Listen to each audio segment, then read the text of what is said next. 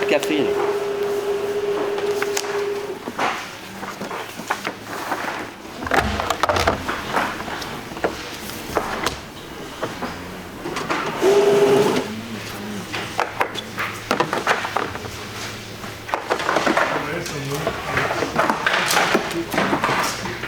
On les prépare comme ça dans un coin.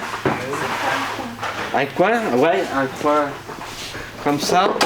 Alors attends. Un coin comme ça. Un coin comme ça. On les met comme ça. Voilà, je prends un modèle. On les met comme ça. Et après, on met un élastique dessus. Et après, on les prend un par un pour les remettre sur les chemises. C'est long à faire tout ça? Ah oui, c'est long à faire.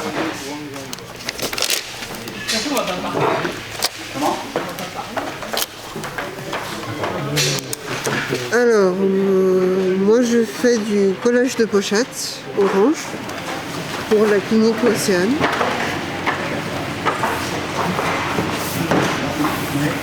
Eh bien, on a franchi le courrier pour la poste, pour un client, Radial en l'occurrence. Et là, il y a 2250 lettres à affranchir. C'est des contrats qu'on a avec la poste et on passe leur courrier, quoi.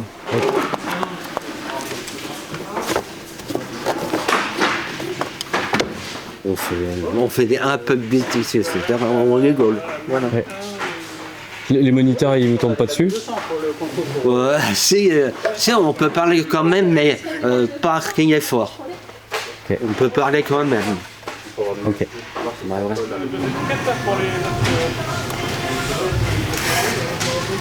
Donc nous, on reçoit environ 1 tonne 300, 1 tonne 5 de pain par jour, du pain invendu des grandes surfaces, des boulangeries. Il y a une équipe de 8 personnes qui traite ce pain, qui le trie, qui le déchiquette, puis qui le sèche.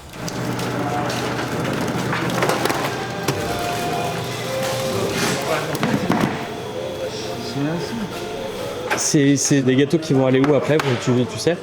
Dans les 3 magasins, Leclerc, Carrefour, Ok. Intermarché, Auchan. Ok. Là, on prend la boîte, on prend le code barre. Hop.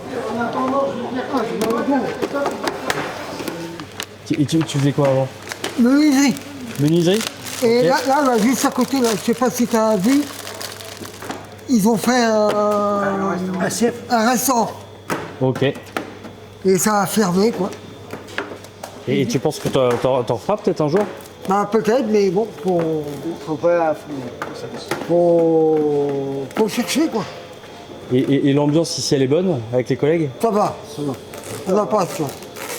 Ouais, vas-y. Ça va. Eh ben ici, là, je suis en train de faire le remplissage de barrière IMAS escargot dans le sachet. Ok. Ça fait depuis quelques années que j'en faisais ça. Mais avant d'être en sous-traitant, j'étais en menuiserie avant.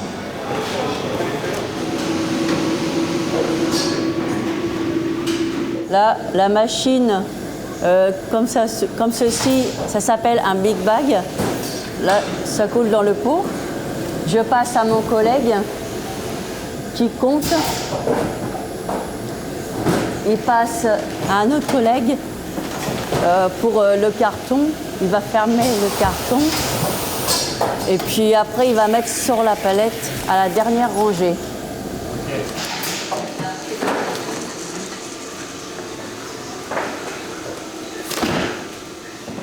C'est calme et puis il y a des bons collègues, donc ça va, on est dans l'ambiance, quoi. C'est super bien.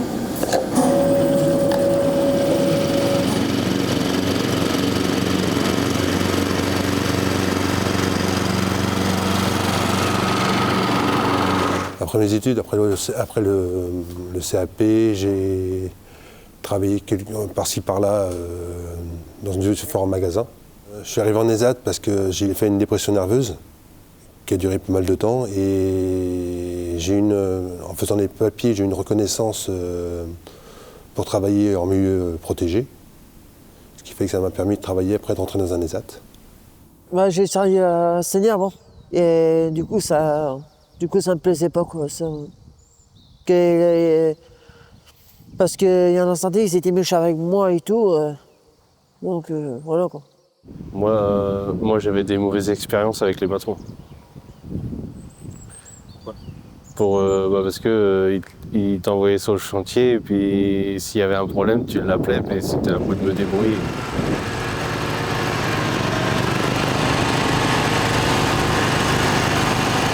J'étais arrivé le premier jour en me disant je vais rencontrer des personnes en fauteuil roulant, donc des personnes complètement différentes de moi, qui vont baver, qui vont me sauter dessus. Je me faisais des gros films. Je n'avais jamais côtoyé le secteur du handicap avant. J'ai fait plein d'expériences avant et en fait je trouvais pas mon compte. Et il me manquait quelque chose lors de la pédagogie. Donc je pensais faire peut-être prof ou ce genre de choses. Mais en arrivant en ESAT, non seulement il y a la pédagogie que moi je leur délivre pour les accompagner vers le travail, amener une certaine norme pour qu'ils puissent par eux-mêmes être autonomes et ensuite se dépatouiller en mairie ou ailleurs ou n'importe où d'ailleurs. Mais je pensais pas que eux aussi, ils allaient m'apporter une autre pédagogie, une certaine liberté à être soi, en toutes circonstances. Parfois, on a un peu honte d'essayer d'être soi-même, on se dit je peux pas dire tel mot ici, ou faire tel trait d'humour là, en réunion, en machin. Et j'ai côtoyé dans les 6 ans des personnes qui s'en fichaient de ça, qui étaient juste comme elles étaient. Et cette authenticité était toujours de toute façon, à un moment donné, leur première arme pour être acceptée, parce qu'il n'y a pas de triche, quoi. Il y a plein de profils différents. La fiabilité, c'est difficile à expliquer ça. Je pense que c'est, comme tout à chacun, des gens qui font ce qu'ils peuvent. Mais en faisant, même s'il fait ce qu'il peut, des fois, ça crée des situations où mes attentes ne sont pas du tout respectées. Et moi, après, je suis humain, je gueule. Et on en rediscute. Ça, c'est important. Il faut toujours rediscuter après. Et ensuite, on essaie de revoir ensemble ce qui peut être fait, quoi. Moi, j'ai un appartement. Je suis propriétaire de mon appartement. Okay. J'ai le permis, j'ai une voiture. Ok. Moi, je vis dans un appartement avec Josette. Okay. Tous les deux en appartement, puis j'ai un vélo au sous-sol. Okay. Parce que moi, j'ai pas de voiture. J'ai pas de voiture, ça permet parce que j'ai un peu mal à conduire, parce qu'il faut savoir les panneaux, tout ça. Pour ça, j'ai un peu de mal. Donc j'ai 2 vélos. Par exemple, je dis une fois qu'on sait faire ses lacets, on les fait tout en discutant, il n'y a pas de problème. Et des personnes dans l'équipe vont conduire des autoportées de 800 kg en ayant accès à la même mémoire que pour faire ses lacets, que pour marcher, que pour voilà. Et donc ils le font avec une compétence incroyable. Mais encore une fois, depuis l'école, quelqu'un qui est nul en physique-chimie, on va lui dire tu travailles pas assez, t'es feignant. Mais il est peut-être juste en difficulté, il a essayé, mais il n'y arrive pas. Il y a plein, au niveau systémique, de choses qui font que ce gamin, et voilà. Et on a trop vite fait de taxer. Voilà, mon attente, c'est que t'es 15 en physique, t'as 5, t'es une buse. Je suis une buse, ok, c'est intégré, et pour le reste du temps, il va se dire qu'il est une buse en physique-chimie. Mais là, c'est la même chose, en fait. Cyril, il arrive au travail, il se dit pas, je vais mal faire.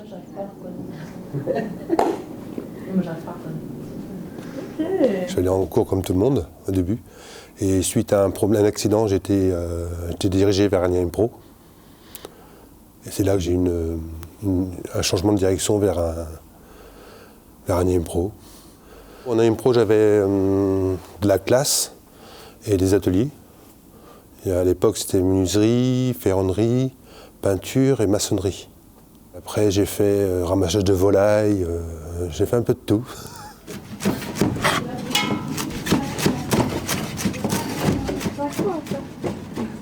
Parce que moi, là-bas, je faisais des natures, mais ceci, c'est avec la cannelle. Au début, il n'y avait pas la cuisine, j'étais ici, mais en menuiserie, puisqu'il y avait une menuiserie. Ouais. Et quand on a fermé, je suis monté au routage, et par la suite, j'ai entendu parler, parce que ici, c'était que un sèche, j'ai entendu parler comme quoi ils vont faire un restaurant.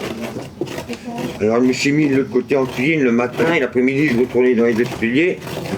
Et dès que ça a ouvert, je suis resté pour de bon. Ok. Puisqu'à la base, mon premier date où j'étais, j'ai fait quand même plus de 8 ans de cuisine.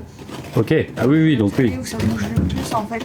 Du coup, on reste pas tout le temps assis. Ouais. C'est pas pour ceux qu'on. Mais il y avait beaucoup plus de monde qu'ici. Hein. Là-bas, on faisait pour 200 à 300 personnes. Ici, on fait quoi pour 100, 150? Ah, c'était que pour un. Moi, c'était pour un. Bah, deux parce qu'il y a les plats témoins aussi. Fallait me le dire, hein, j'aurais pas gâté autant. Non, en fait, je te regardais même plus. Ouais, tu me regardais faire. Ça. Comme ça, le reste, c'est pour toi. Voilà, je me pas mal, du coup. Et ça se passe bien avec les collègues ici? Ouais, franchement, oui, ça se passe bien. Ouais, Ouais, bonne ambiance. Ouais, dans l'ensemble, il y a une bonne ambiance. Et ça se passe bien avec Estelle aussi? Ouais, les auditeurs et tout, ça se passe bien, ouais. Ok. Ouais, puis c'est vrai, ils sont compréhensibles. Quand on a... Ah, de toute façon, ils le ressentent tout de suite quand on n'est pas très bien, ils nous voient tout de suite sur notre visage et tout. Donc, toi, ça s'est mal passé, ou tu te lèves et tout. Du coup, on se confie. Ils font attention à vous aussi sur le... Ouais, il y a beaucoup d'attention. Ouais, c'est pas comme le milieu ordinaire où les patrons ils s'en fichent un petit peu, mais là, c'est... T'as déjà eu des patrons qui s'en fichaient ou... Ouais, j'en ai déjà connu un, mais je suis pas resté bien longtemps après parce que c'est tellement compliqué. Ouais. Il y en a beaucoup qui veulent pas venir en restauration. Donc c'est une organisation comme dans une vraie cuisine qu'on pourrait trouver dans un restaurant au bar. C'est la même chose, donc ça. Elle n'est pas considérée comme handicapée. Nous, on travaille comme une cuisine extérieure. Non, après, on est un peu plus lent aussi, mais. Un peu plus lent, tout dépend des personnes. Bon Hubert, on se voit pour le projet. Hein, donc on s'est vu l'année dernière, on a fait un petit point. Et aujourd'hui, on se revoit avec Estelle pour parler du projet et c'est sans doute le dernier projet pour vous. Ouais. Donc j'occupe un poste de psychologue du travail et j'insiste sur le du travail puisqu'ici on accompagne les personnes qui sont en activité professionnelle. Donc dans un cadre particulier puisque c'est celui de l'ESAT et l'ensemble des personnes qui sont accueillies ici, la loi dit qu'elles doivent avoir un projet personnalisé. Où on fait un point sur ses compétences et aussi ses souhaits d'apprentissage, ses souhaits d'évolution. Et donc à partir de ce projet qui est construit donc, avec la psychologue, avec le moniteur, le moniteur en atelier se sert de ce travail-là pour faire progresser la personne et la faire avancer dans les objectifs qui ont été définis ensemble. Et ces projets sont revus tous les ans. Ouais, c'est ce qu'on avait déterminé d'ailleurs dans le dernier projet, que vous vous sentiez bien sur la partie justement taillage de légumes. Ouais, comme si ça vous canalisait un peu. C'est ça. C'est ça. Voilà, vous faites vos légumes. Non, moi quand je suis dans mon travail, ce qu'il y a autour, ça ne m'intéresse pas. Moi je suis plongé sous le boulot. Donc formation gestes et postures, ça vous permettra aussi de savoir quelle posture adopter pour ménager votre dos. Et puis ce que vous apprenez ça vous servirait. Je suis d'accord de le ménager, mais bon, le problème, c'est pas moi, c'est mon dos. À un moment, s'il claque, il claque. Même en travaillant droit. Pour vous, pour les autres aussi, parce que vous êtes sur un métier très physique quand même. Il y en avait un autre avant, la menuiserie. Et en plus, votre carrière fait que voilà, vous avez été toujours sur des métiers, des postes physiques. Ouais, toujours, debout, avec du port de charge. Donc effectivement, vous n'êtes pas invincible. Le premier boulot que j'avais fait, c'était porte de charge. Travailler pour la paire. Il n'y en a pas deux? Non, mais tu vois pas les tiroirs à la paire et tout comme ça? Bah si, la paire. Je me rappelle.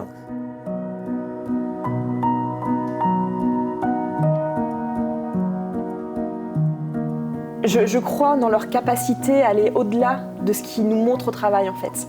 Et c'est vraiment ça qui me motive à maintenir et à continuer et à défendre cet atelier parce que on va aller chercher autre chose en fait. On va pas chercher une vitesse de travail, on va pas chercher une capacité à faire des nœuds ou à plier ou à coller des étiquettes. C'est pas ça. On peut s'appuyer dessus parce que on s'appuie. C'est des gestes sur lesquels on peut s'appuyer, qui peuvent nous mimer.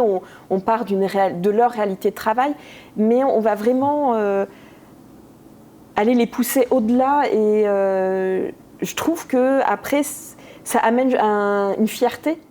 La représentation qu'ils ont pu faire et le plaisir, alors que c'est pas évident de s'exprimer devant plus de 100 personnes, la manière dont ils ont pris leur rôle en main et qu'ils l'ont fait devant tout le monde, je pense que là, clairement, enfin, c'est assez fort pour se rendre compte que, oui, en termes de confiance en soi, c'est quand même un bonus qui est qu'il faut poursuivre, quoi.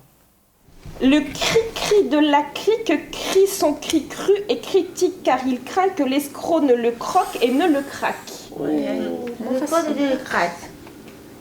Le cri-cri de la crique. Le cri-cri de la crique crie son cri cru. Crie son cri cru Et critique. car il craint que l'escroc ne le croque, ne le craque et ne le craque.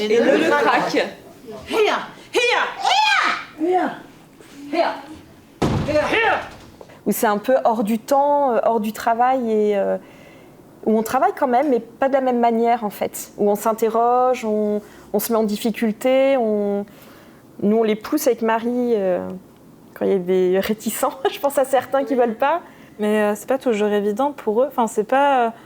Enfin, justement, on les met parfois dans des situations où ça peut être un peu inconfortable. Enfin, nous, après, on essaie de faire en sorte que ça reste bienveillant et de pas non plus en faire trop. Et c'est vrai qu'on aime bien quand on voit le début de quelque chose, on a envie de creuser, on a envie d'aller plus loin parce qu'on sait qu'ils sont capables de le faire. Et c'est vrai que parfois on voit des. On est surprise des fois. Oui, on est surprise. Il ne faut pas trop qu'on le montre quand même parce qu'il faut se dire qu'on y croyait depuis le début. Le moniteur est chargé d'accompagner des jeunes travailleurs en situation de handicap dans leur activité. Il n'y a pas que des jeunes travailleurs. Non, je ne vais pas dire les vieux travailleurs quand même. Je ne vais pas dire les vieux travailleurs. Les jeunes et les moins jeunes.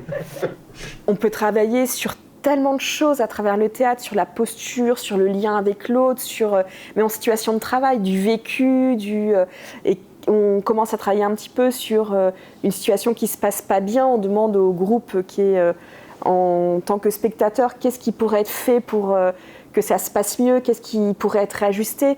Et c'est vraiment un outil sur lequel on peut s'appuyer pour une dynamique d'équipe, d'atelier, des résolutions de problèmes. Moi, je suis convaincue de ça.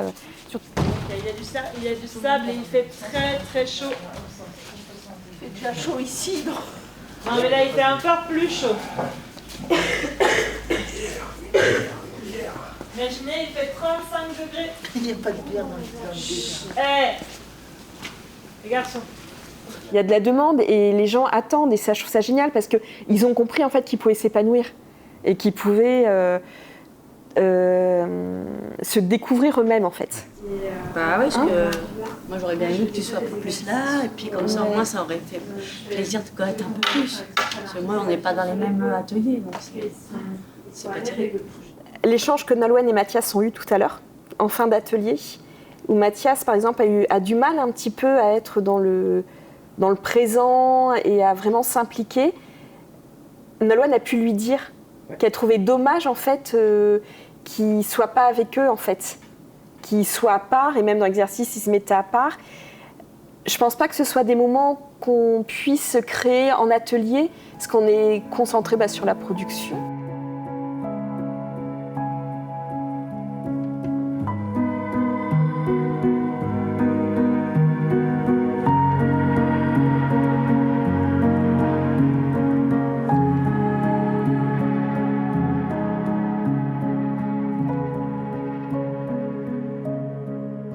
J'avais continué, j'avais tout le temps, c'est bien le théâtre, c'était bien, tout ça. T'étais bien passé le théâtre, t'étais bien passé, bien, tout ça. T'étais bien passé, je suis contente. Merci Nadia. Alors ce matin on est sur la commune de Haradon pour passer à un jury, faire passer un jury en situation de travail à 2 ouvriers de l'ESAT. Donc c'est un jury RAE, c'est une reconnaissance des acquis de l'expérience. Ça permet de valider une partie du référentiel métier, en l'occurrence ça c'est jardinier paysagiste, et qui à terme en fait peut faciliter l'obtention du métier via la VAE. C'est ma première fois quand je le fais. Donc là on va faire sur un terrain que je connais. Donc c'est un petit peu appréhendant, donc c'est la première fois que je passe. Vous faites votre travail comme on le fait d'habitude, d'accord? Et puis nous, on ira vous voir chacun votre tour pour vous regarder travailler et pour vous poser des questions. Okay. Ça marche? Ça va. Ok, c'est parti.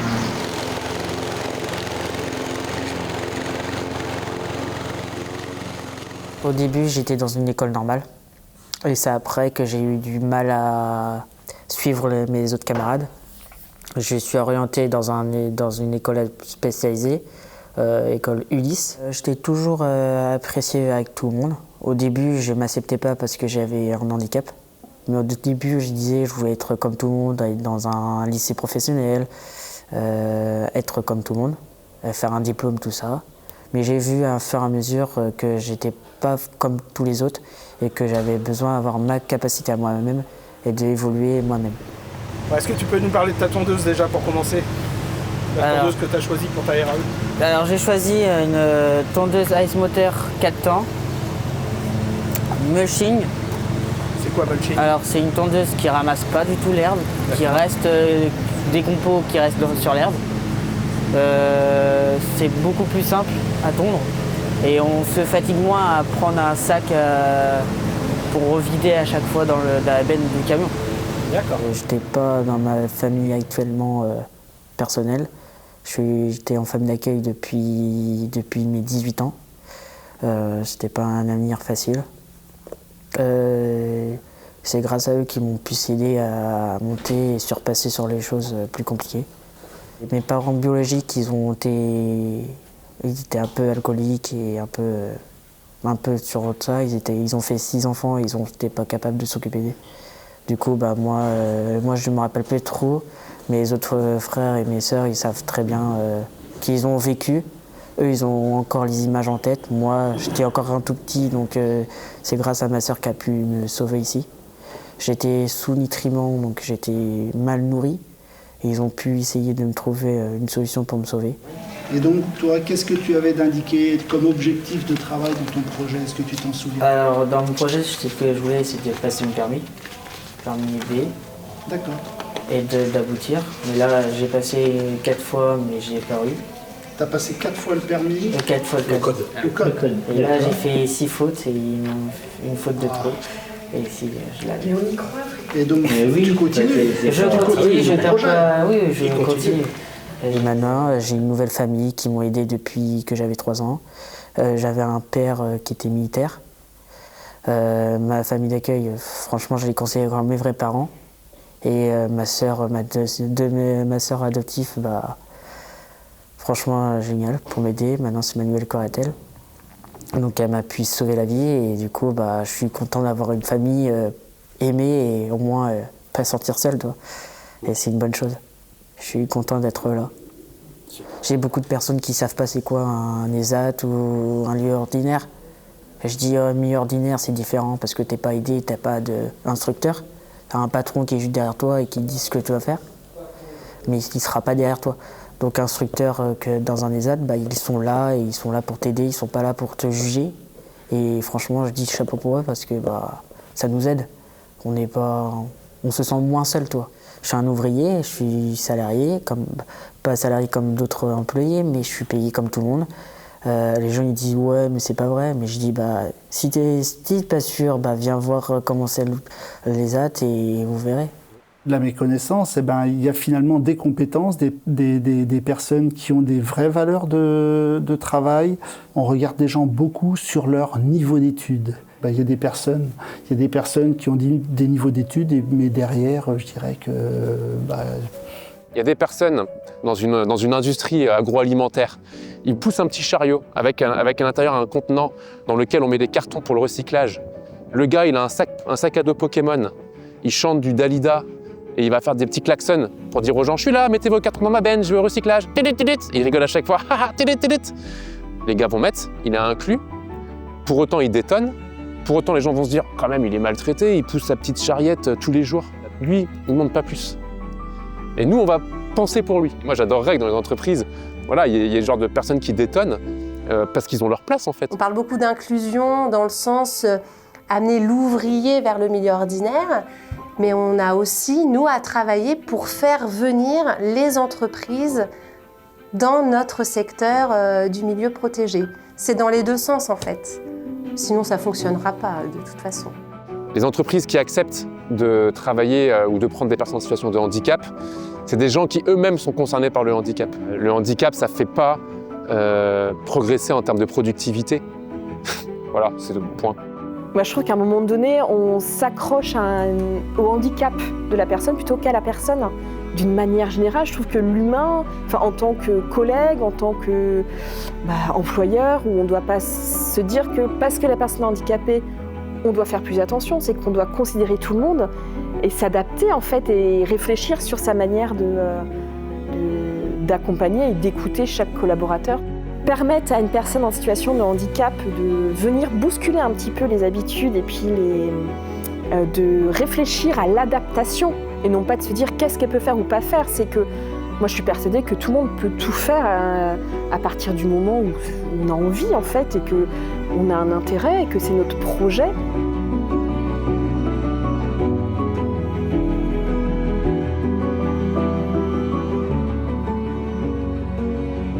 Une personne qui ne connaît pas le handicap vient de travailler en ESAT, voir comment ça se passe une journée.